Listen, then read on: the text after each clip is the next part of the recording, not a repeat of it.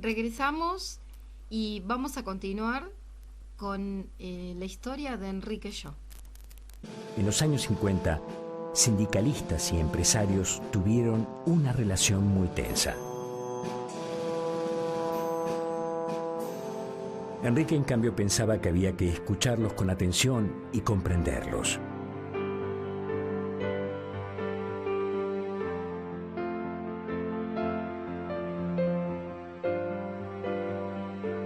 Cuentan que en una oportunidad visitaron su casa unos delegados gremiales. Y él les explicó a sus hijos que estos señores eran muy importantes en la fábrica, porque a veces los empresarios cometen injusticias y ellos los hacen reflexionar para llegar a un acuerdo. Porque para Enrique Llo, la empresa, además de una célula de la vida económica, debe ser una comunidad de vida.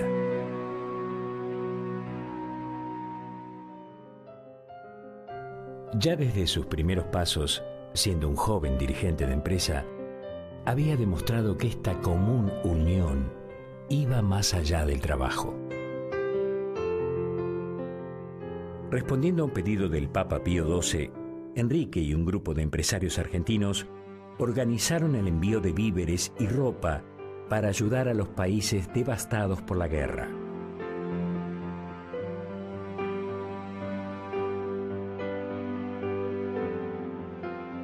Tiempo después, Llo se sigue reuniendo con sus colegas para formar una agrupación que los alentara a llevar el reino de Dios al mundo de la empresa y de los negocios.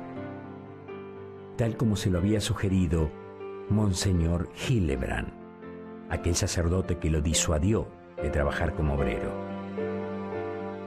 Finalmente, el 3 de diciembre de 1952, fundan la Asociación Católica de Dirigentes de Empresa, que contaba con el asesoramiento del padre Manuel Moledo y cuyo primer presidente fue Enrique Llo. Luego de un tiempo, ACDE se integra a UNIAPAC, Unión Internacional Cristiana de Dirigentes de Empresa, organismo que se ocupa también de la promoción de los trabajadores.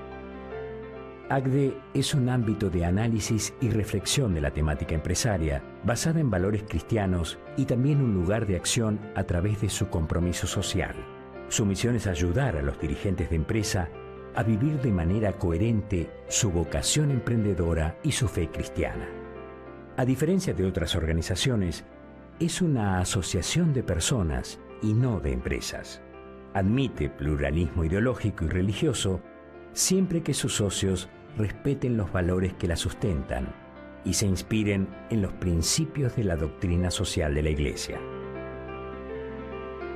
Distintas sedes de ACDE, que a partir de 1961 pasó a llamarse Asociación Cristiana de Dirigentes de Empresa, tal como Enrique quería desde su fundación, fueron naciendo a partir de 1958 en todo el país. Y en 1994 se constituyó la Federación de Asociaciones Cristianas de Dirigentes de Empresa. Esa empresa que Enrique consideraba también como instrumento de santificación, hogar de relaciones humanas y una escuela de prudencia y de responsabilidad.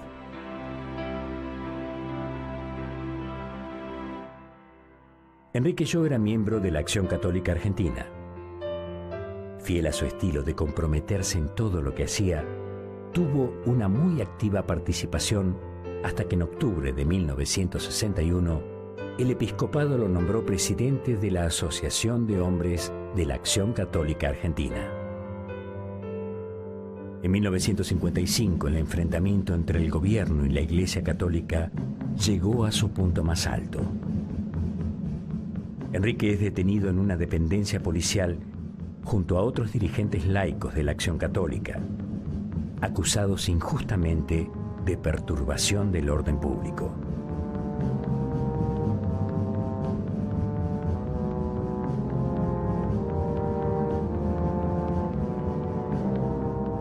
Cuentan que no aceptó dormir sobre un colchón que le había llevado su familia, hasta que todos sus compañeros de celda tuvieran uno igual. Y sus deseos se cumplieron.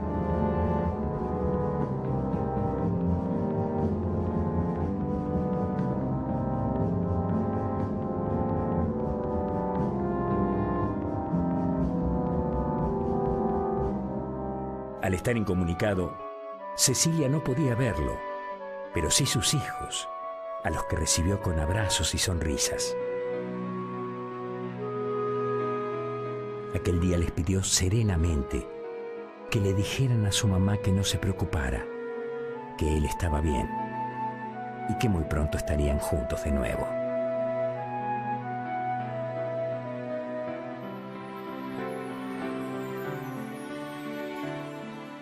Luego de esos días de prisión, se le oyó decir en Rigoló que no tomaba la experiencia como algo traumático o una injusticia, sino más bien como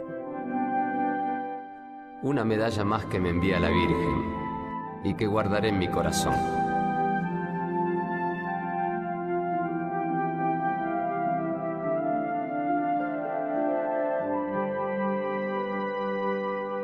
Enrique decía que Dios no le exigía el éxito, sino que pusiera amor en lo que le tocaba realizar. Y con esa actitud de entrega, de responder a las necesidades de los demás, diversificó sus actividades integrando distintas empresas, instituciones y apoyando iniciativas culturales.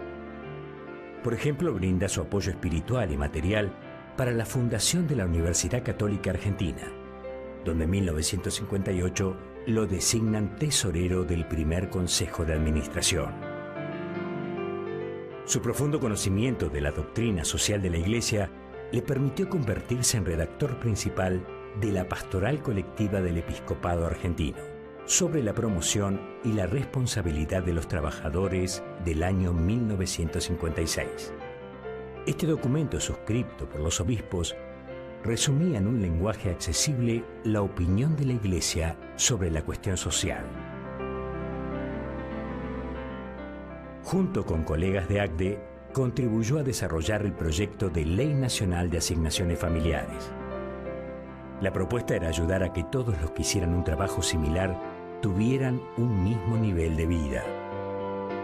Enrique consideraba justo que cuando una familia le da hijos a la patria, pueda cuidarlos y educarlos como corresponde.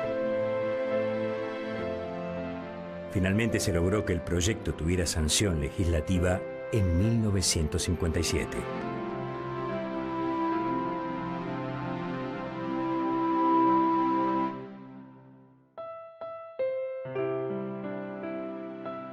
La vida en familia transcurría apacible y armoniosa. A fines de 1957, Enrique regresa de un viaje de estudios en Harvard. Por ese entonces, y casi como una curiosidad, le comenta a Cecilia que en su dedo pulgar tenía una mancha que no le salía y que parecía como de tinta de lapicera. Como la mancha persistía, fue a ver a su médico.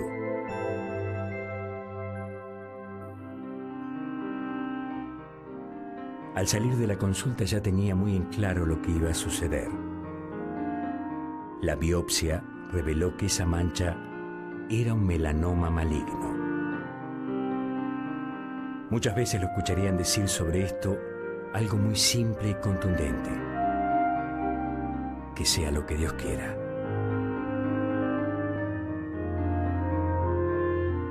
De inmediato tuvieron que amputarle una parte de su dedo. El mismo día de la operación, fue a una reunión que se realizaba en ACDE, pidiendo disculpas por llegar tarde.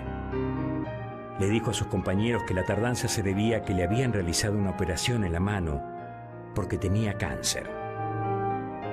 Y ante el estupor general, insistió en continuar la reunión como si nada pasara. Todo debía seguir normalmente, porque en esas circunstancias Enrique estaba dispuesto a embarcarse hacia donde Dios lo llevara, obrando con amor, calma, cordialidad y alegría, procurando reflejar el amor que Dios tiene a todos los hombres.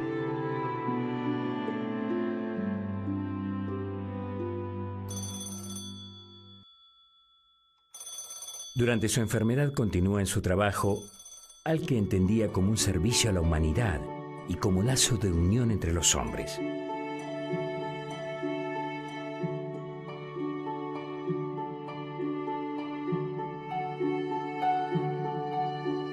Incansablemente se seguía dando con generosidad.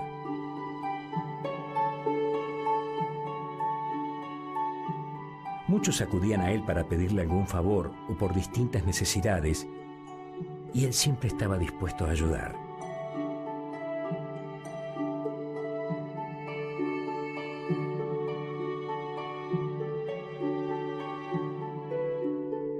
Colaboraba también con sus propios bienes en los préstamos que otorgaba la Mutual de Rigoló.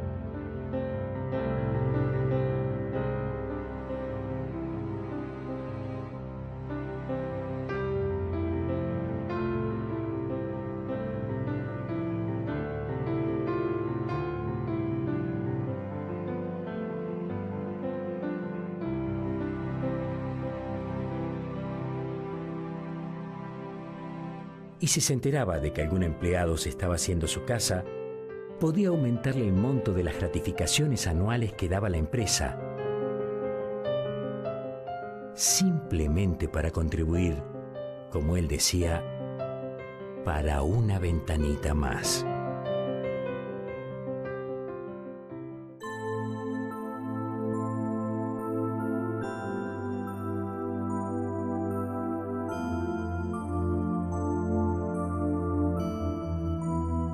La desocupación es un mal moral antes que un mal económico, que llena los hogares de angustia, miedo e incertidumbre. Ningún cristiano, ningún hombre de bien puede permanecer indiferente ante la posibilidad de un sufrimiento tal.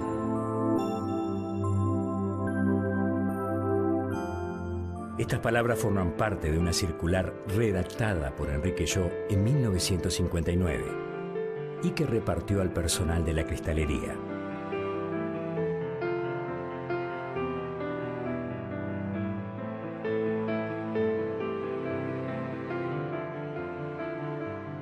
Mientras estuvo al frente de Rigoló, entre todos se encontraron siempre el modo de evitar los despidos. Echar a la gente de la fábrica de ninguna manera podía ser la primera medida a tomar cuando había escasez de trabajo. Al disminuir la producción, a los trabajadores se les asignaban tareas menores hasta que la situación mejoraba. Cierta vez, el sector de carpintería se volvió poco rentable. Entonces propuso a los empleados desvincularlos, cumpliendo con todos los requisitos legales, y ayudarlos a formar su propia cooperativa para proveer a la empresa del material necesario.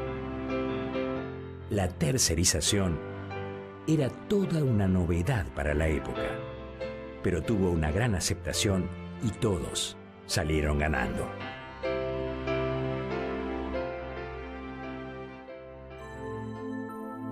En 1961, la Argentina vivía una gran crisis económica. Eso trajo como consecuencia una caída en la demanda de los productos de cristalería Rigoló.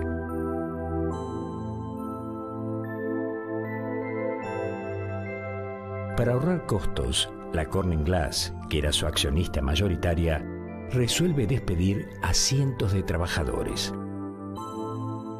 Coherente con su principio de armonizar el respeto por el desarrollo de las personas con la rentabilidad de la empresa, Enrique Llo cuestiona esa resolución.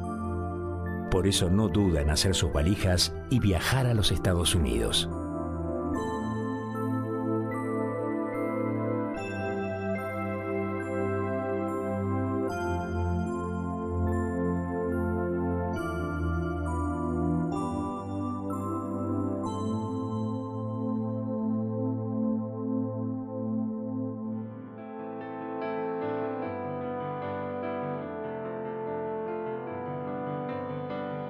Estando allí, un importante directivo lo escucha atentamente, mientras Enrique explica con argumentos sólidos que no es necesario cesantear a nadie.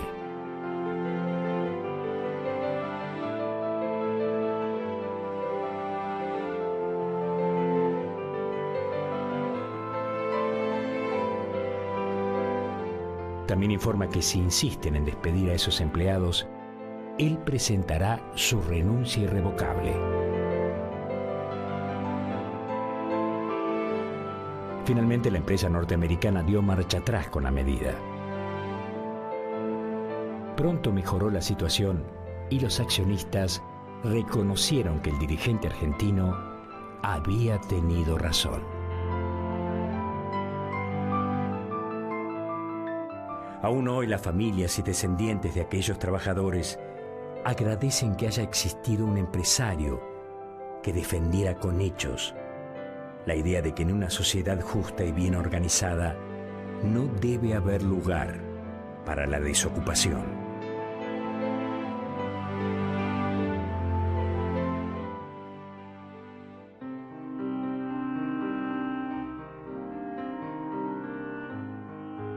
Pero el tan querido jefe Enrique Llo ya estaba muy enfermo y necesitaba ayuda.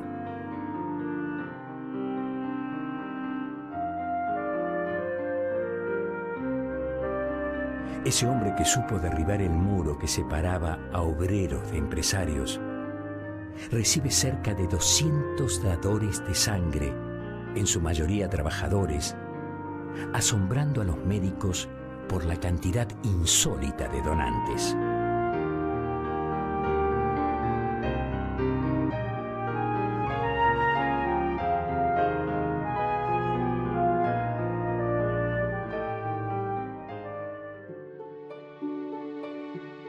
El final estaba muy cerca, y en la despedida de su familia de Rigoló, no dijo adiós, sino gracias. Gracias a sus compañeros que le habían obsequiado algo tan vital como la sangre misma. Y como quien cumple un íntimo deseo postergado durante tantos años, ese día les dijo a los trabajadores: puedo decirles que ahora casi toda la sangre que corre por mis venas es sangre obrera.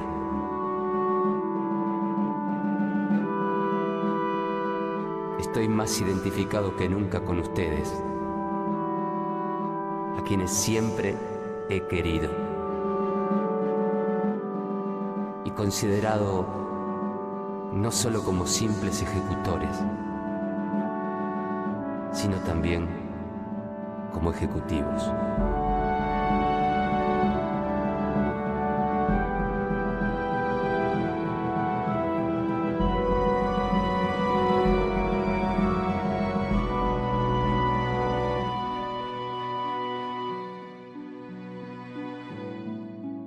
Así se alejaba este hombre que se había propuesto ser como los demás necesitaban que fuera. Y que sin dudas logró que se dijera de él lo mismo que de Santa Catalina de Siena. Nadie se acercaba a su persona sin que se retirase mejor.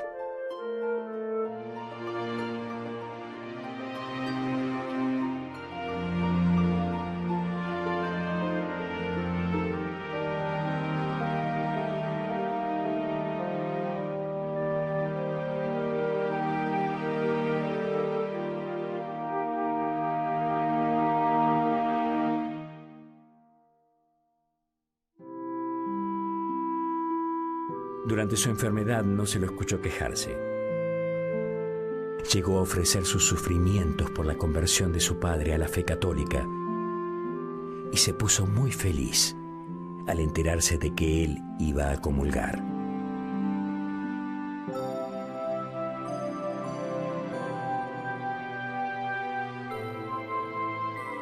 Estaba ya muy mal. Sin embargo, afrontaba los intensos dolores como si no fuera a morirse, con entereza y una sonrisa.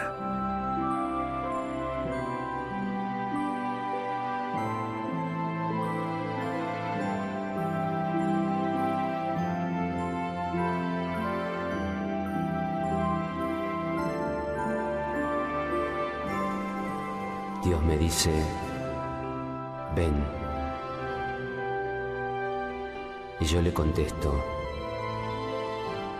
Señor, tu siervo te escucha.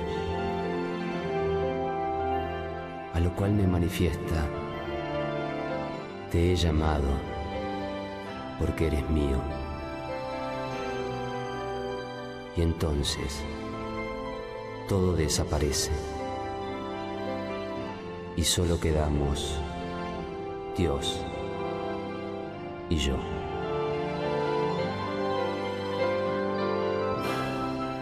El 27 de agosto de 1962, el mismo día que se cumplía el 37º aniversario de la muerte de su madre Sara, Enrique fallece en Buenos Aires. Tenía solamente 41 años.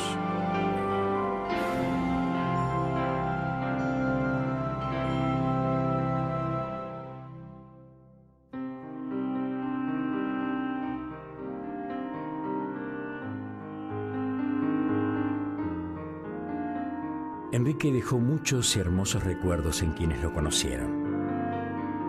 Pero su desapego material había sido tan grande que a Cecilia le costó encontrar algo suyo para dar como recuerdo a sus hijos.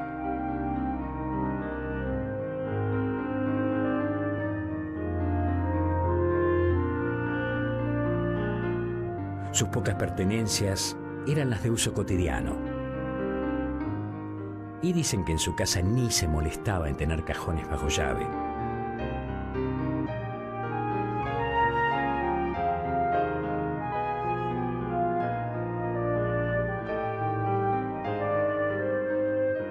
Ningún objeto podía ser importante, ya que para él las cosas están a nuestro servicio y no nosotros al servicio de ellas.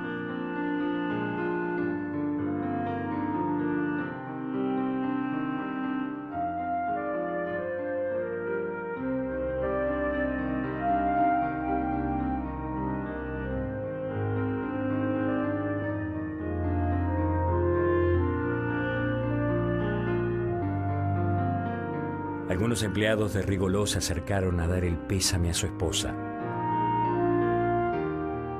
También quisieron devolver el dinero que les había prestado. En esas ocasiones solía decir Enrique, Tata Dios ayuda, dando a entender que Dios le iba a devolver lo que daba de una manera u otra. Cecilia decidió que esos préstamos debían considerarlos como una donación. Entonces, ya no había más deudas por cobrar.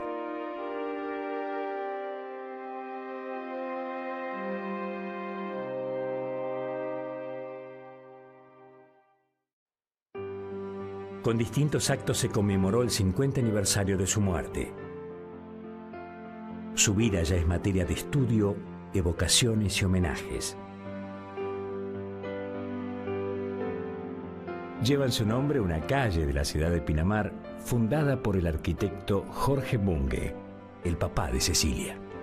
Un premio anual otorgado por la Pontificia Universidad Católica Argentina y otro instituido por la Asociación Cristiana de Dirigentes de Empresa que él mismo fundó. En 1996, el cardenal Jorge Mejía, que fue su amigo y lo había asistido como sacerdote, propuso que se comenzara a trabajar en algo muy importante.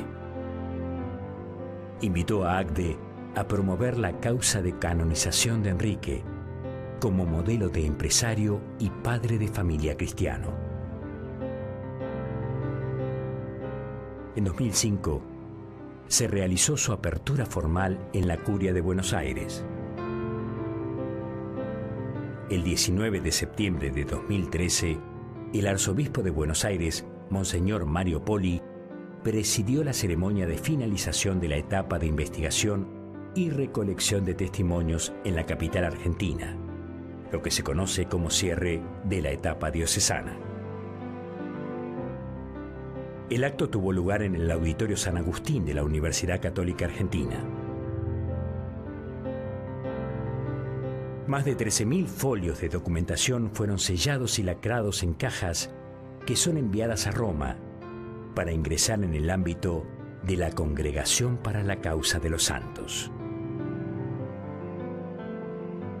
Y el proceso continúa.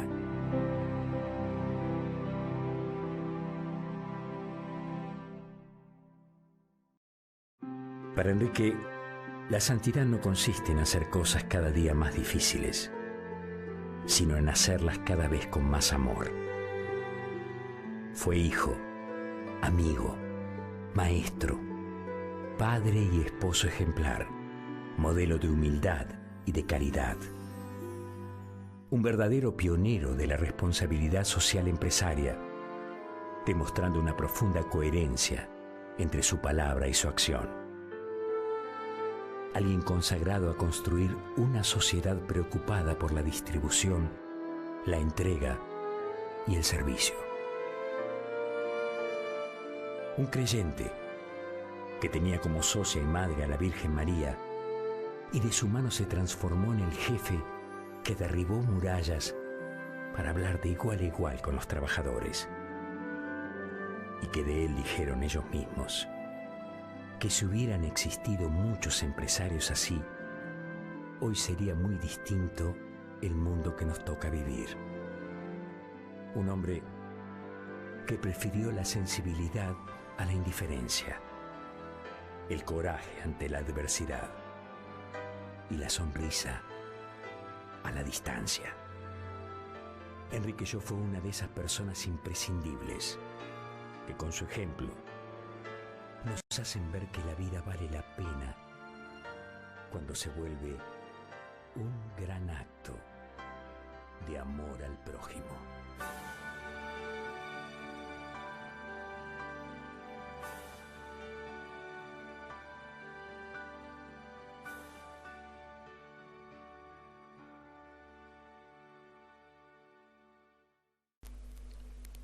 Una realización de Kuntur Producciones. Enrique Yo, el apóstol sonriente. Nos despedimos. Nos encontramos la próxima semana en el programa de Enrique Yo, Camino a la Santidad.